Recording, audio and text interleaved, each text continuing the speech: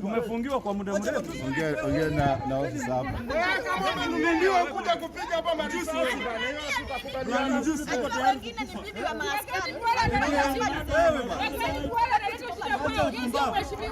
This is our work station. We got to stay here. You can't intimidate us here. Mtatuua. No, hatuwezi, we are working. One person to address me. Yes.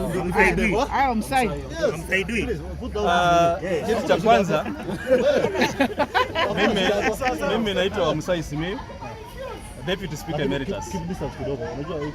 Kweli. Kitu cha kwanza, this is our workstation.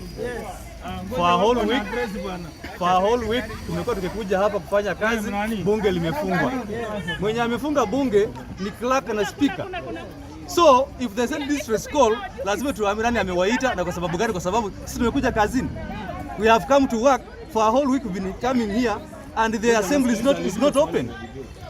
So bunge limefungwa for a whole week, halijafunguliwa. This is our work station. Mwenye amewaita awaeleza amewaitia nini?